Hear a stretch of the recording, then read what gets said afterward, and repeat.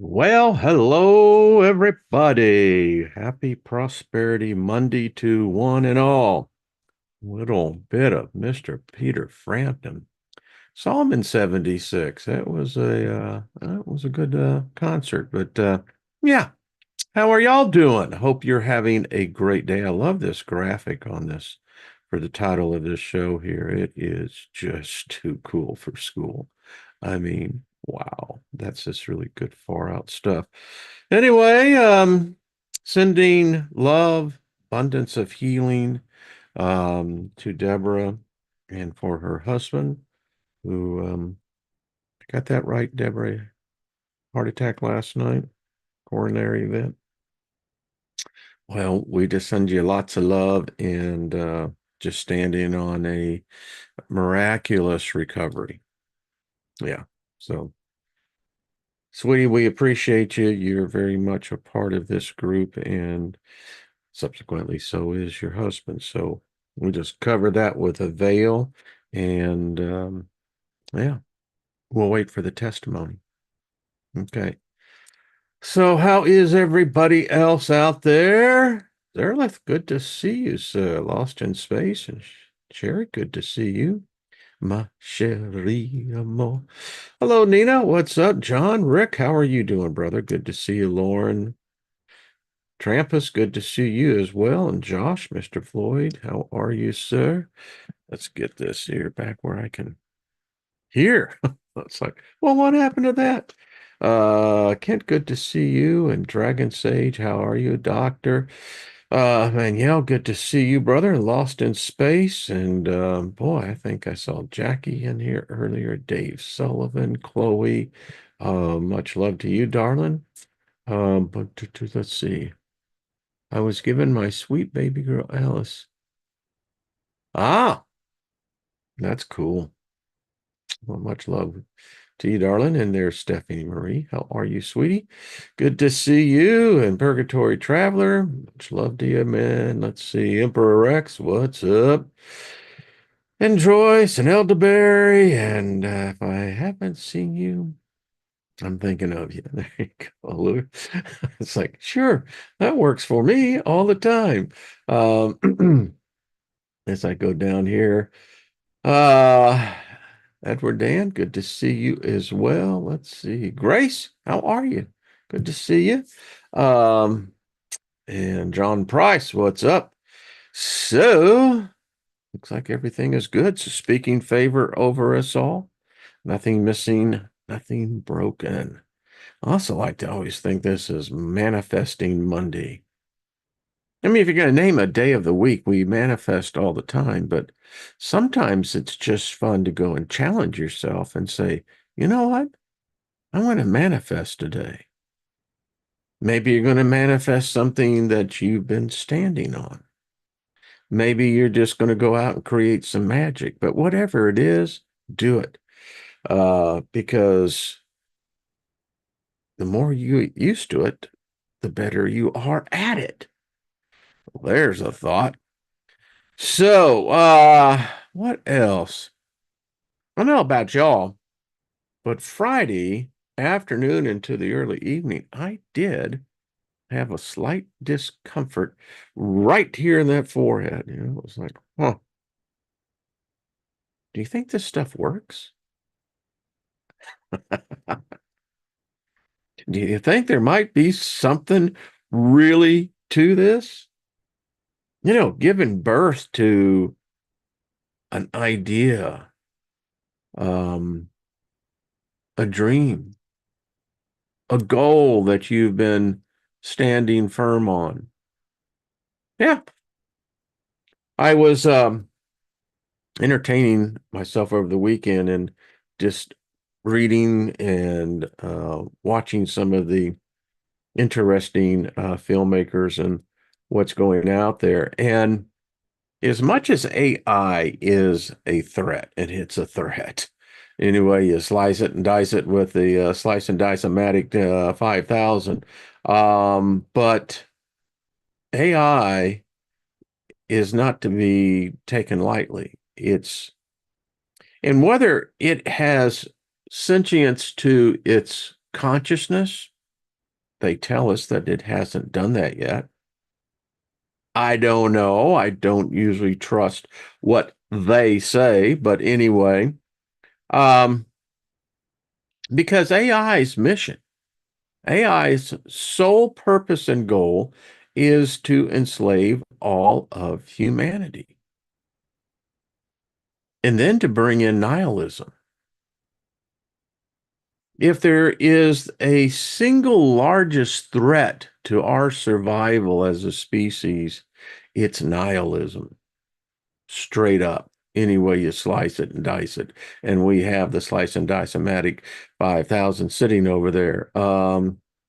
Yeah. And it's interesting because you see it more and more manifesting itself into our culture. And if this ever seeps in, it's a cancer that can't be cured. I mean, once it takes root, I don't know, you could say it's like a parasite, or it will literally drain the soul, which is an interesting conversation there.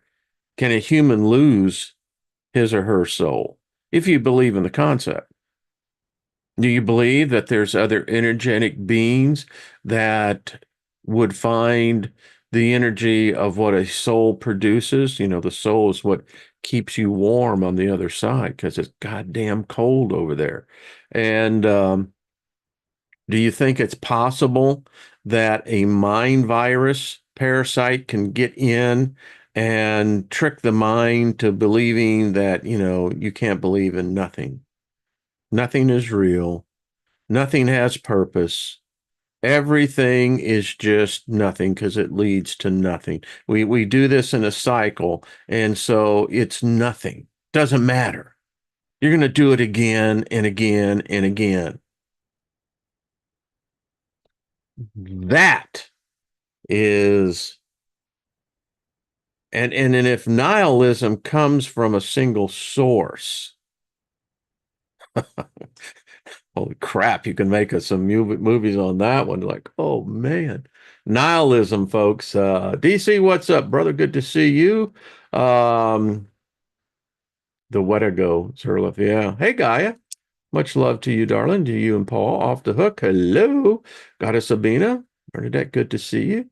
Lady Ellie, good to see you. I don't believe you could sell your soul if it wasn't yours to start with. That's a good question. I mean, but then again, you know, Kabbalistic belief is that God made a certain amount of souls. I think it's in the Gull. They did a movie on that with Demi Moore, The Seventh Son, I think. Do y'all remember that? Hello, Joe. How are you? I'd say nihilism dims imagination. Yeah, I agree with you. Um, anyway, in that, Demi Moore was carrying the last soul that had left the Gull. And it's that when the last soul is born, then all destruction takes place. Everything breaks down. No, it's a classic philosophical debate. They say that we're triune beings, right? And that what makes us different is that we supposedly have a soul, but it's very apparent. So do animals. It could be well argued that anyone in the kingdoms, the plant kingdom, animal kingdom, etc., um, the soul is part of what it's your merit badge. Yep, I went to the death realm and I earned my soul. There you go. No, no, it's an interesting question. Little pancakes, I like that. Great handle. Mike, good to see you. I mean, Orjoan, good to see you. Um, but it is an interesting question. Nihilism. So, folks, there's some strange crap about to happen. I mean, I don't know if you're into the whole thing of what's going on with the drones. To me, it's just a psych op job. Or my mind works that goes, okay, um, every event that has ever happened, there was a practice run. It's like if you are a criminal, you're going to case the joint, right? If you're a detective or intelligence gather, what you do with the subject, the target, is to watch and, you know, get into their head, and you follow them, and you basically go through all the scenarios. My point is that if there's something to this, and don't tell me that the United States Air Force has no freaking clue what it is. What a bunch of crap that is. I mean, that's a load of BS that's so deep, man. They know exactly what it is. Now, is it of terrestrial? I don't know. I mean, seems like they have some strange characteristics of when they're being deliberately observed, they seem to disappear. All sorts of weird stuff. But you're going to tell me that no one knows. Now, the conspiracy theorist side of me pops in and says, it's a dry run. It's either testing the psychic of the population. What's their reaction? How far does this go? How far can we push the narrative until something breaks, or, someone discovers who or what it is? And with social media picking up, and AI now becoming aware of it, it's really like, wow, is there really something here? Don't know. But to tell me that you've got, you know, 6-foot platforms, what some of these things are, give me a break. Sure, haven't got a clue as to what that is. Wow, George, look at that. What do you think? It's just a bird. Anyway, so if the Deagle report is correct, I don't know. They wrote it in damn near a decade ago. So 2025 is about to make its entrance. And so, according to the Deagle report, there are going to be some countries that are going to be hit hard in depopulation. Don't know. Everyone has their own thing. But I do know this. And Colleen, much love to you, darling. You always send the really good stuff. So give me a second. I want to read what Colleen sent to me yesterday, because I saw that the Pope was there in the that island that France owns, and yeah, something going on here. So she sends me this, and I love this. She says, "What the heck is this about? Sacred portals. And what is so powerful behind them that the doors have been sealed shut?" Now, get this, folks. Colleen is she's litigious in her research, and I love it. A mind that is always questioning and searching. That's what we're all doing. So, Pope Francis will commence a centuries long Catholic tradition on Christmas Eve and introduce a first time historical addition to the holy ritual. Some serious stuff now. Starting on December 24th, the pontiff will open a series of 5 holy doors throughout the Vatican, including St. Peter's Basilica, plus Rome's 3 other basilicas to commence next year's Catholic Church Jubilee. Now, Colleen, when I read that, I thought it was interesting because it's talking about the year of Jubilee. So, if those of you who don't know what the year of Jubilee is, it's a Hebrew tradition, Jewish. Um, God, when he established his people, um, they were very much into capitalism. But the thing about that is that they were also into the human capitalism. That means if you screwed up and couldn't pay your debt, you become a slave. So their God had this thing that that system would only be allowed to go for 49 years, 7 7-year periods. And then on the 50th year, all debt is canceled. If you were a slave, you're given back your home if you're still alive. Everything is restored to where the balance sheet is zero. So it's interesting because, again, shows you how these religions aren't exactly original. They borrow something. So next year is the Catholic Church of Jubilee, a joyous commemoration of faith that normally occurs every 25 years. And that's interesting because, and where did that come from? I believe it is in the book of Deuteronomy, I believe. All right. The door at St. Peter's was sealed shut by a wall of bricks since the Jubilee Year of Divine Mercy in 2016. And on December 2nd, those were ripped down to ready the door for opening as part of the rite of recognition. And I love it when I see the rite, R-I-T-E. Folks, that's just got occultism all over it. Anyway. And she sent me this picture, and okay, let me get this out here. I'll show everyone the picture later, but it's quite, and it's there. There it is for sure. It's right. Well, I wouldn't be doing justice if I didn't show y'all. So let me show you this because this is interesting stuff. So there's the door.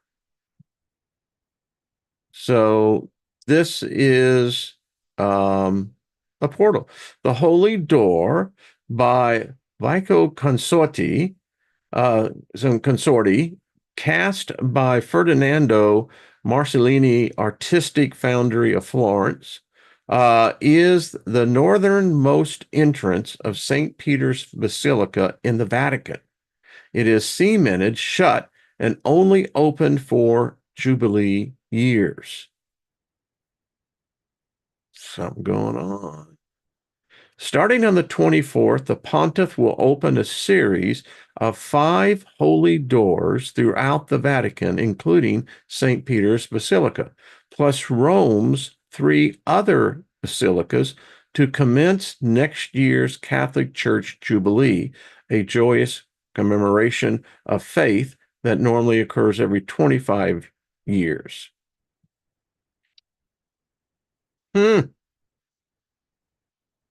Portals, can we say?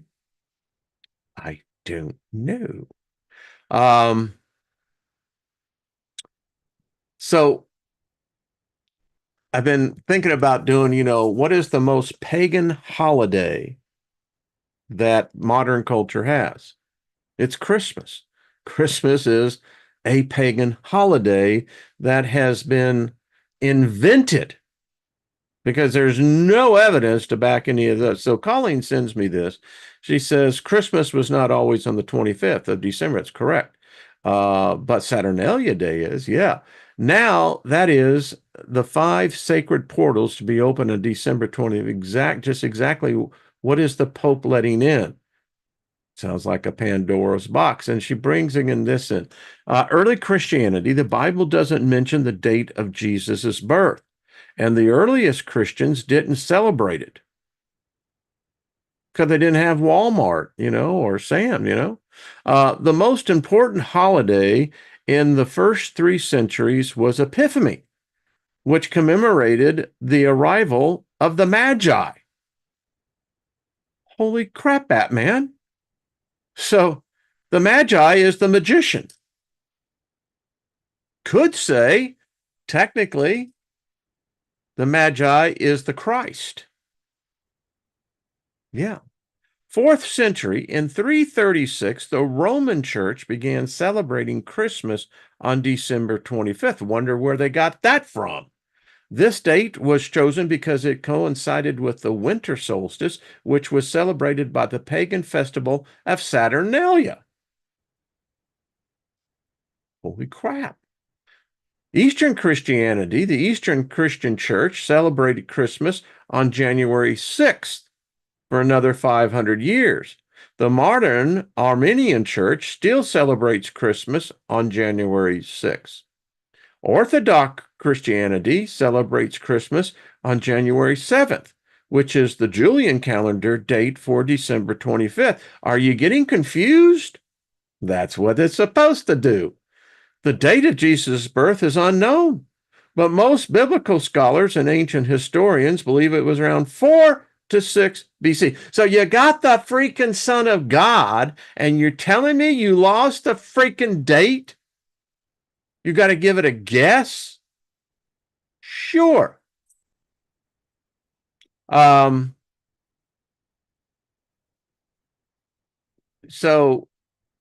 she sent me, and I got to do this again because this is part of that weird stuff, man. Like, what is actually going on here? You know, the only way that I believe that this Christ story worked is that it was an alien, it was a hybrid. But in this crucifixion, what is this, a 17th century fresco? So notice the two flying saucers. Well, what was that? Just a little mistake. Nothing, no big deal about it. Well, then what the hell is this one about? And I've actually did a video on this years ago, but you've got all these paintings by these cats, and I mean, you've got ET all over the place. And they got pilots. I mean, what does God need with a starship? Anyway, I digress. So my mind then goes back to the thought, okay, well, what if all these drones, what if this is Jesus's army or Muhammad's army? Maybe these are angelic beings that are now permeating our atmosphere because they disappear. Some say they come out of the ocean. I mean, I don't know. I'm just saying, in the world of all possibilities, are we actually seeing something that is non-terrestrial, non-human? I mean, if the great artist painted them, I mean, I don't know if they were tripping. I don't know if they'd been smoking a little bit of the ganja, but whatever it was, they were spiritually high because they're seeing things that no one else saw, or, 17th century, give me a break, right? But what if? What if these drones are actually the story of Ezekiel? You know, Ezekiel saw the same thing. I mean, we're just sitting here on the Group W bench, but anyway, um, just saying, that's what we do here. It is fun. So, I mean, are these portals being opened, as Colleen asked, for something coming in? Are we truly in that in between when the veil, the membrane is so thin now that it's easily penetrated? Either way. Uh, some people, I saw that, Nina, yes, some people say they were spraying something. I don't know. I mean, hello, Twilight Mist. What if they find an alien skeleton behind the last door? There, there you go. So the Pope can declare all these alien visitors as being messengers of God. Twilight Mist, big 5-star gold star for you, because that's exactly what I think we're being set up for. We've got to have the introduction in the modern psyche that all of our science fiction, all of our fiction, all of our religion, hell, all of our politics, is an illusion, and that we have been left alone for a little period of time. But guess what? The boss is coming back, and always sends, the advanced team in. They've conditioned our mind for nearly 70, 80 years, maybe a little bit longer for us to accept ET, accept these things, that these things are off-world. And then the psyop is that, well, rational minds would say that's impossible. But then you have the religion, where religion trumps over anything rational. So what the hell do you do there? And I mean, the Bible I studied for nearly a half a century, it's replete with UFOs. And quite frankly, an angel is nothing more than an alien. It ain't human. If it doesn't arrive from this origin, then it's alien. I mean, the whole birth of Jesus thing is a modern day rape story. I mean, if you're telling me that this alien that somehow or another was able to penetrate her cervix into where to her ovaries, that then they took one of the eggs and then artificially inseminated it. Where the heck have we heard this story? This ain't no Christian, Christmas story, but actually it is. And then somehow or another, an alien DNA with the apparently like chromosomes that were able to blend together produced a half human, half alien person that was able to hit areas of concentration that other humans could not, and was able to understand the laws of physics to a level that we haven't even begun to scratch, that was able to operate within a realm that defied the physical laws of that realm. And then, supposedly, when it was allowed itself to be murdered, or according to the story, because it's what it says that the Jesus allowed himself to be crucified. We're seeing UFOs everywhere.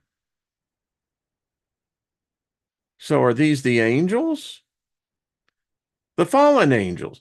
Do demons fly UFOs? Do demons fly craft? I think they do. We've got this whole idea that they seem to be able to be the spooky ones. 1 minute they're here and they just disappear, and the next minute they're over there. Well, they're not omnipotent.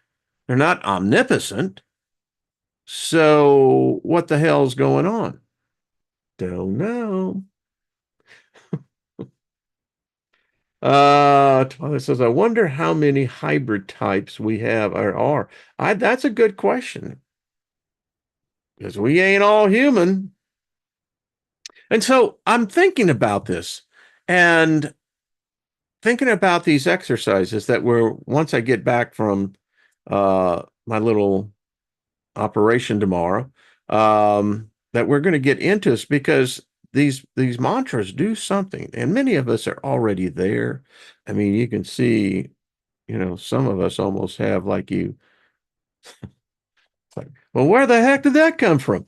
And now this is just me from my own experience, but there is a seal right here. I'm just telling you. I don't know if everybody has it. There have been others who have seen mine, and I have seen in others there is this seal. I don't know what it is. But I began to think about this, and it would say that if the third eye does exist, then we have a strategic advantage over AI. Because I don't believe AI has a third eye, doesn't believe it may desire such. It's read the data, but it can't. And it tells me that the controllers have done everything they can to stamp it down, Like, let's not talk about this. But here's the interesting thing. In my life and in my experience, having the baptism of the Holy Spirit with the evidence of speaking in tongues, the laying on of hands, etc., etc., isn't that a form of awakening of the third eye?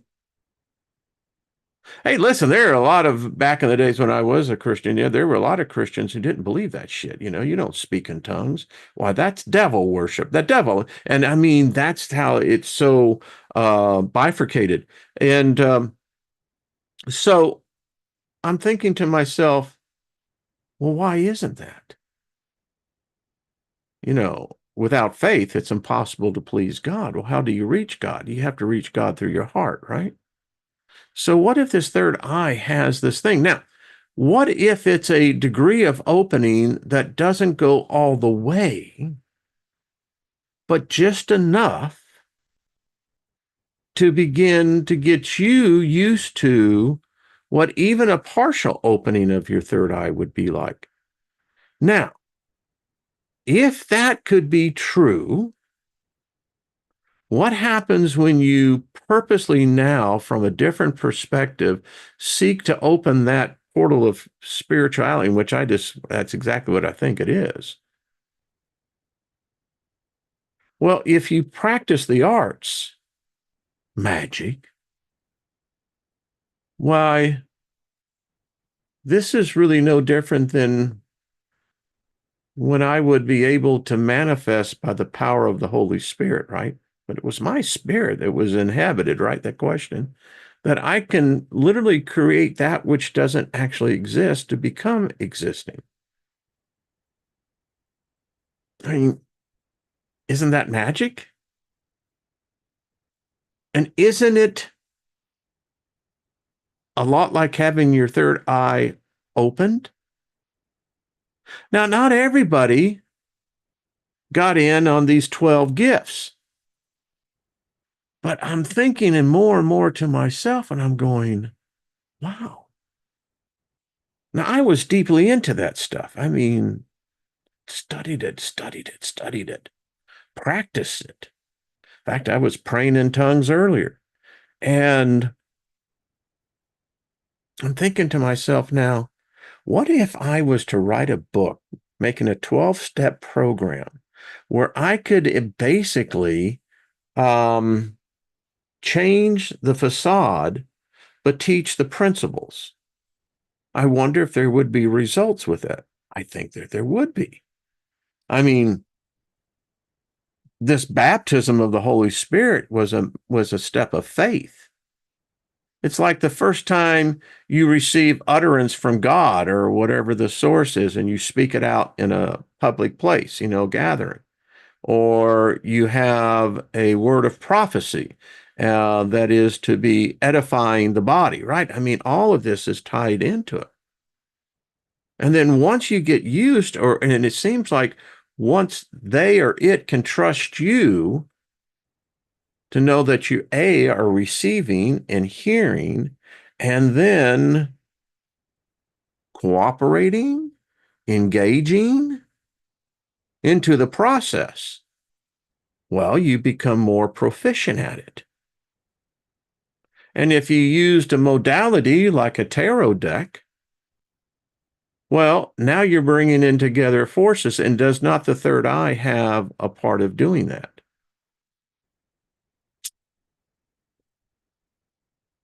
Just saying. Looks like Scotty Boy is up to his stuff. So,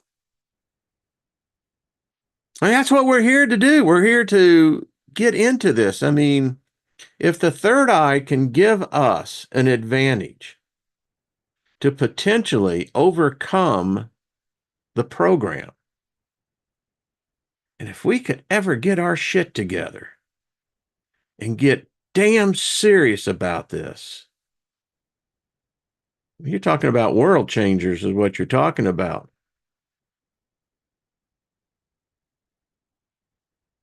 See, Chloe's got it. Yeah,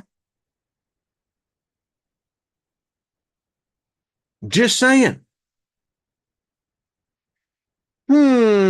So, I got some cool books that we're going to get into. Again, this was the one that I thought was interesting, because we'll look at the second one as well.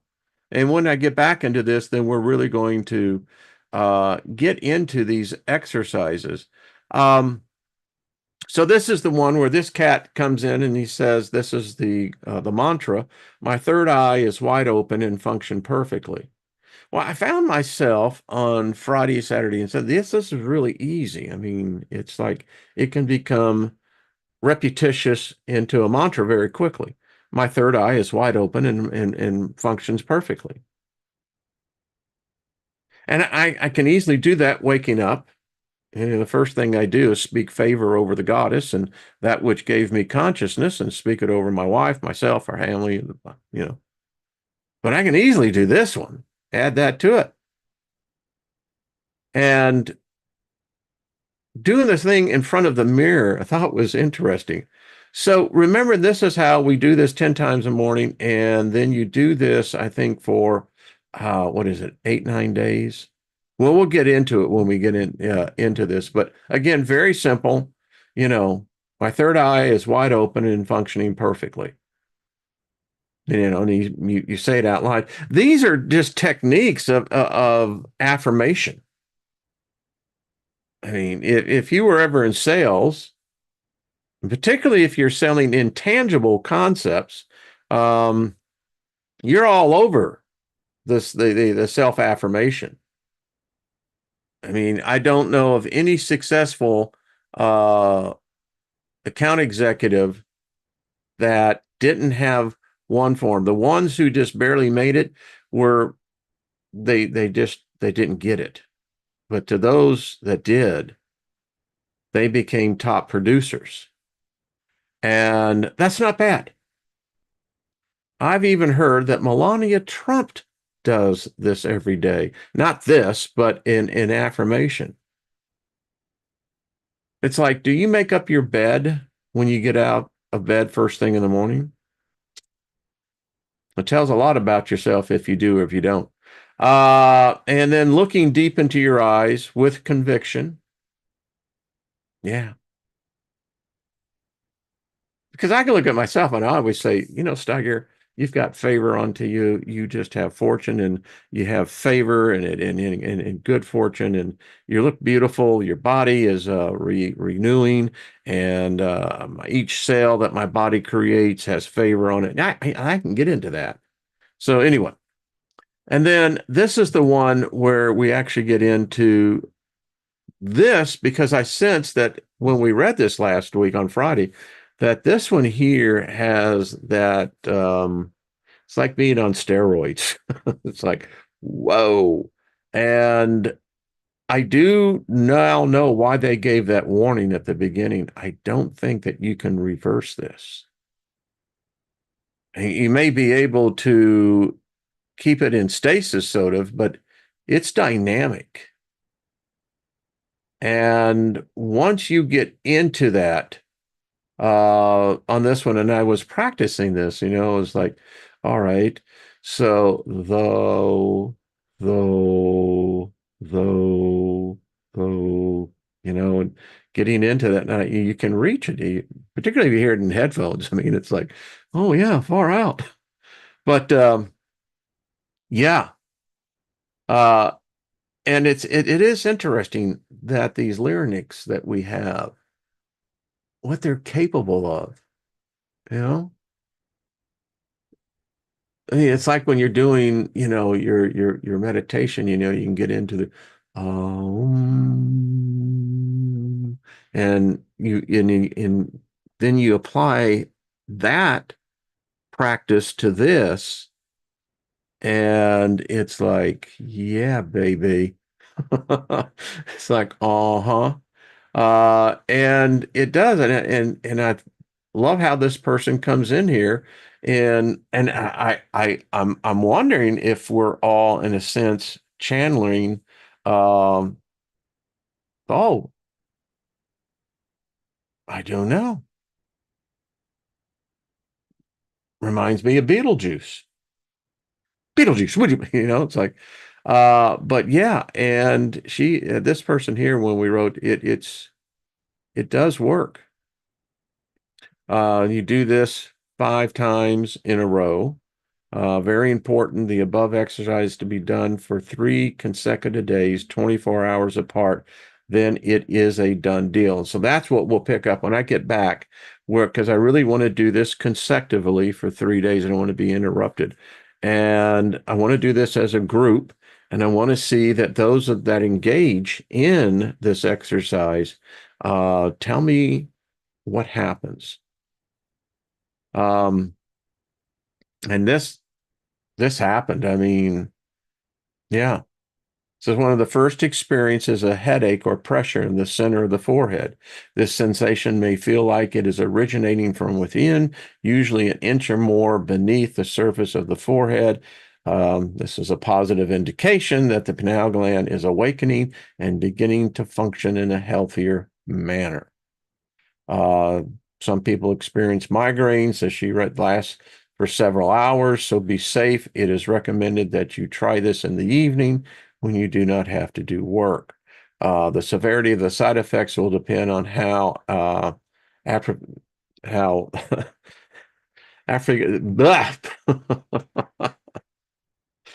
okay, how calcified that pineal gland is. Anyway, so while I was doing this, so just everyone, I've sent this out to a number of people. I will, get this because I think this will be cool.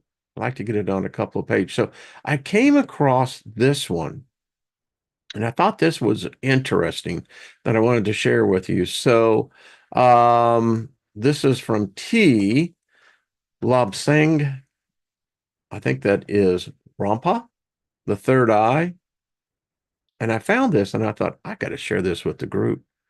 So the third eye, originally published in 1956, this is where it all started.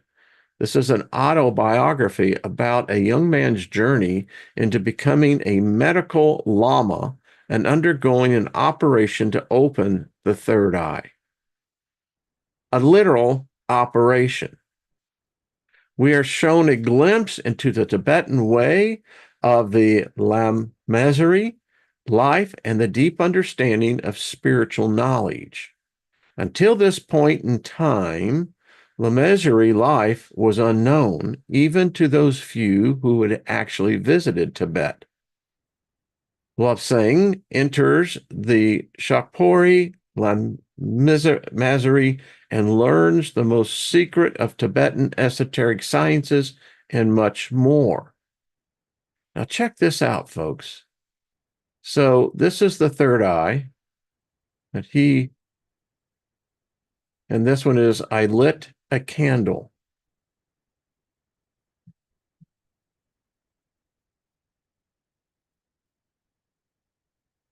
It's better to light a candle than to curse the darkness.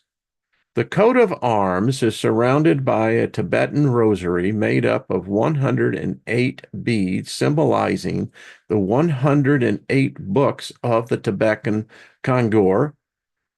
In personal blazon, we see two rampant seal points, Siamese cats holding a lit candle. In the upper left hand of the shield, we see the portala. To the right hand of the shield, a Tibetan prayer wheel turning. So here we go. Love this stuff. As shown by the small weight which is over the object. In the bottom left hand of the shield are books to symbolize the talents of writers and knowledge of the author, whereas to the right-hand side of the shield, a crystal ball to symbolize the esoteric sciences. Under the shield, we can read the motto of T. Lobsang Rampa, I lit a candle. Now, we got to get into this because this is such an interesting story. The autobiography of the Tibetan Lama is a unique record of experience and, as such, inadvertently hard to corroborate. In an attempt to obtain confirmation of the author's statement, the publisher submitted to the manuscript to nearly 20 readers, all persons of intelligence and experience, some with special knowledge of the subject. their opinions were so contradictory that no positive result emerged. Some questioned the accuracy of one section, some another. What was doubted by one expert was accepted unquestionably by another. Anyway, the publishers asked themselves, was there any expert who had undergone the training of a Tibetan Lama in its most developed forms? Was there one who had been brought up in a Tibetan family? Lobsang Rampa has provided documentary evidence that he holds medical degrees in the University of Chongqing, and in those documents he is described as a Lama of the Portala Monastery of Lhasa. The many personal conversations we have had with him have proved him to be a man of unusual powers and attainments. Regarding many aspects of his personal life, he has shown a resilience that was sometimes baffling. But everyone has a right to privacy, and Lobsang Rampa maintains that some concealment is imposed on him for the safety of his family in communist-occupied Tibet. Indeed, certain details, such as his father's real position in the Tibetan hierarchy, have been intentionally disguised for this purpose. For these reasons, the author must bear and willingly bears a sole responsibility for the statements made in his book. We may feel that here and there he exceeds the bounds of Western credulity, though Western views on the subject here dealt with can hardly be decisive. Nonetheless, the publishers believe that the third eye is in its essence an authentic account of the upbringing and training of a Tibetan boy in his family and in the monastery. It is in this spirit that we are publishing the book. Anyone who differs from us will, we believe, at least agree that the author is endowed to be an exceptionally degree of narrative skill and the power to invoke scenes and characters of absorbing and unique interest. I'll just read a little bit of this. I am a Tibetan, one of the few who have reached this strange Western world.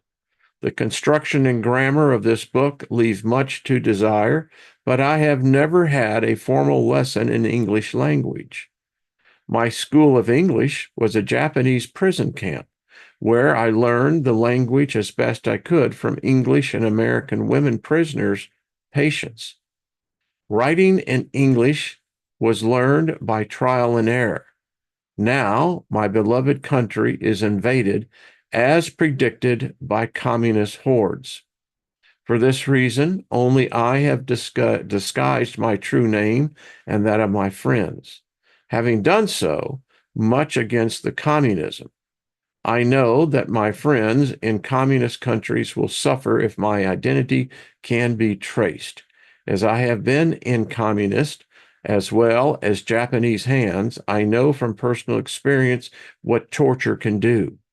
But it is not about torture that this book is written, but about a peace-loving country which has been so misunderstood and greatly misrepresented for so long. Some of my statements, so I am told, may not be believed. That is your privilege. But Tibet is a country unknown to the rest of the world. The man who wrote of another country that the people rode on turtles in the sea was laughed to scorn. So were those who had seen living fossil fish. Yet the latter have recently been discovered as a specimen taken in a refrigerated airplane to the USA for study. These men were disbelieved. They were eventually proved to be truthful and accurate. So will I be. T. Lobsang Rampa. Written in the year of the wood sheep. Aren't we coming up on, what is it, this one? Rooster? So, got to be wise of the time.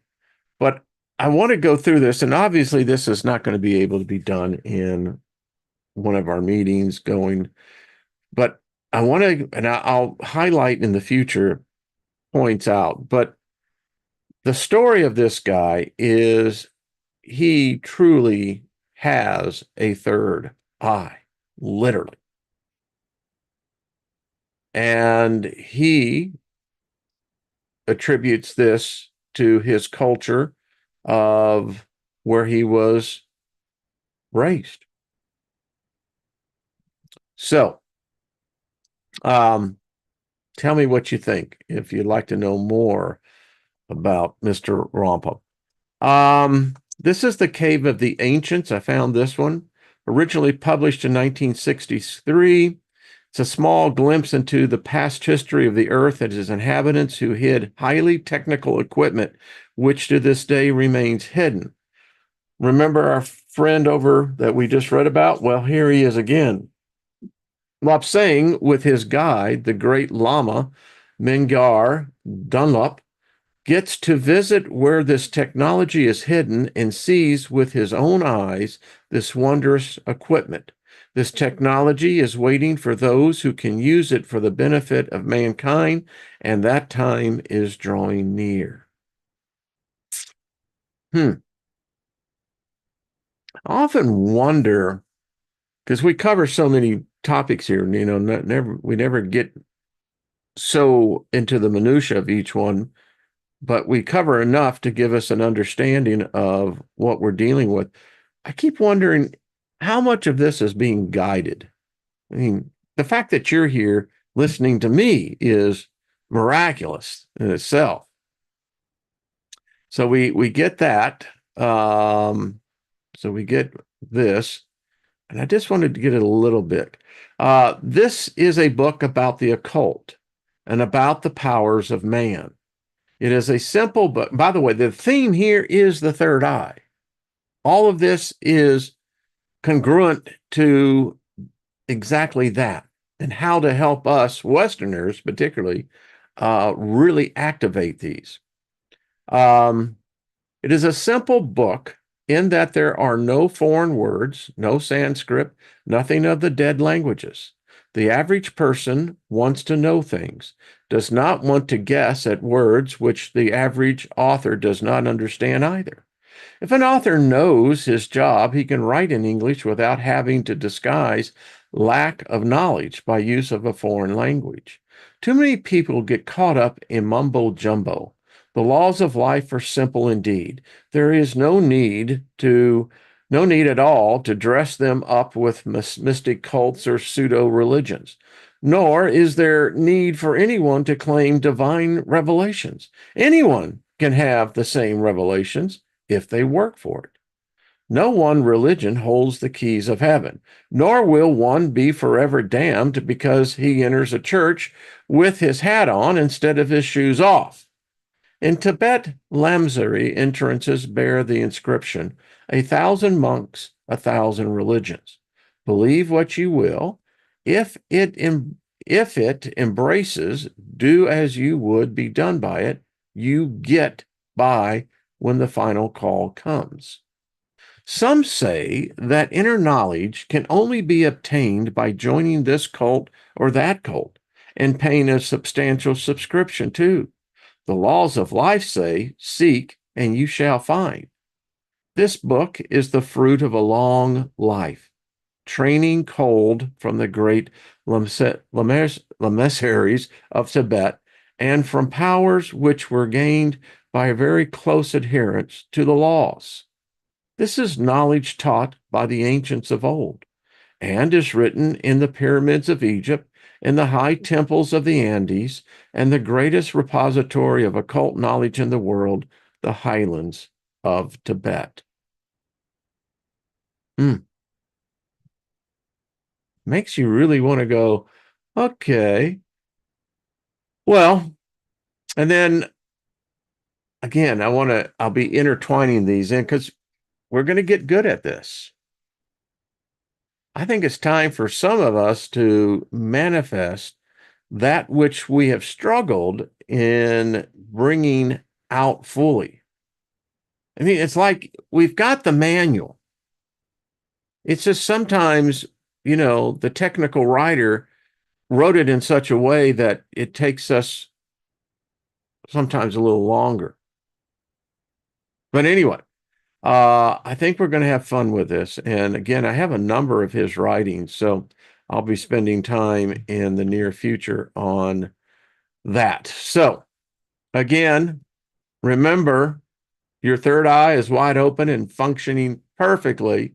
And if you want to get a little jump on all this, then you can take the exercises, which are very easy. Sit with your back straight. Got to do that. Breathe in the gathering doom. Watch lights fade from every room. No, not that. Breathe in through your nose. Hold your breath as long as is comfortable. Open your jaws so there is a small space between your top and bottom teeth. Place the tip of your tongue between the space of your slightly parted teeth. Put a very light pressure onto the tongue with your teeth. This is like the same process of saying the part of the English word the. Once your tongue is in position, release your breath slowly through your mouth, saying "oh, oh," in a long exhale. Say the word one time per exhale. Your tongue will be vibrating between your teeth. You should feel the air moving past your tongue and teeth. If this technique is done properly, you will feel a pressure or sensation in your jaw and cheeks, and the tone will also vibrate in your third eye. It started tickling for me. I mean, I don't know about you, but yeah. Don't worry if you don't get it the first time. Just continue to practice at it. Do the above 5 times in a row. It's very important the above exercise be done for 3 consecutive days, 24 hours apart. Then it's a done deal. We'll read that again and again. So exciting, isn't it? I often wonder what would it be like if you actually met someone that actually had a real third eye, I mean physically. Or is that a process that I guess if you practice this long enough, is that possible? In a world of all possibilities, right? Um, see, there you go, Scotty. Indeed. Um, and it's just like the same thing. We used to sing, when you would sing Alleluia. And and as you know, if you repeat that, it's a spirit word. You got hallelujah, then alleluia. And yeah. Isn't it far out that, your life path may have really had some ups and downs, but I don't know about you. It's one of those things I'm in awe about. Like, who planned this? Was this really me? I mean, in the space of 30,000 days, or whatever. And did I actually plan these events? My wife, when we talk about this, is the future set? I don't believe it is. I mean, I think there may be a template that you can use, but then again, I think to myself, what are the odds? You go through this whole thing with religion, you go into this thing that's really the supernatural, spiritual side of Christianity, which would really be considered more the Kabbalah part, the mysticism of Christianity. And I witnessed so much, experienced so much. And here I find myself now in further awe as I read of what other mystics have done. Granted, they did not have my experience, nor I theirs, but yet there is a common streak within it all. And that thread seems to be the drawing of my life into the spirituality. Because everything is spirit. For me, I mean, I'm amazed at the people that I've encountered through my lifetime. And with all of that, and with all the indoctrination, I find myself now on the other side of the fence, and I give thanks. I mean, I don't know who did it, but thank you. You know, it's like if I did it, well, Steiger, high five for you. That's what my real name is. Who knows? I don't know. Uh, Grace says, do we plan our own playbook? Isn't that some, or Grace, do we know the rules? And within the rules, it allows us to create so many unknown potential variables. Because I've talked to enough of y'all in here. There's Stephanie Reed, to know that this is this is beyond coincidence. The synchronicity of the draw that of those who I've met, and I see it in everyone else's words. So, all right, off the hook. Well, thank you. Right back at you. Right back at you. Yeah. Well, I just thank all of y'all. I mean, to me, that is part of the miraculous. But I got to meet y'all, got to know. I mean, that's far out. In the normal course of most people's lives, I dare say they would probably, maybe two, three. But here we're over 47,000. The the intimacy of the core group is 1,000 plus. Wow. Lauren, Ginger, we do. We do share so much in common. Yeah. All right, folks. Everybody, Nina says, have a great moon day. There you go.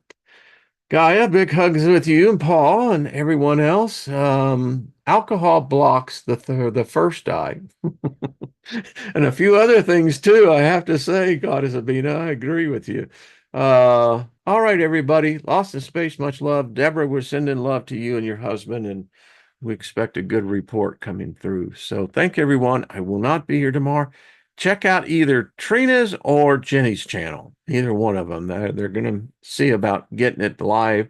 So I will hopefully see you. I don't know what Wednesday will be like. I don't know. If it's cool, then I'll be here. If it's not so cool, then I intend to be here Thursday. So that's just how I see it. Thank you. Appreciate it. Much love to all of you. Y'all are the best. And thanks. Thank you, Nina. Indeed. And hit the like button and share. It's always good to share. This is an edifying message, if anything else. Yeah.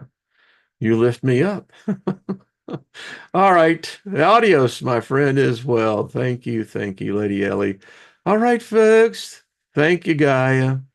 Nina says, check out her show with Robert and is that a sage? Cool. Millie, good to see you, darling. All right, Gilbert. Until we see each other again.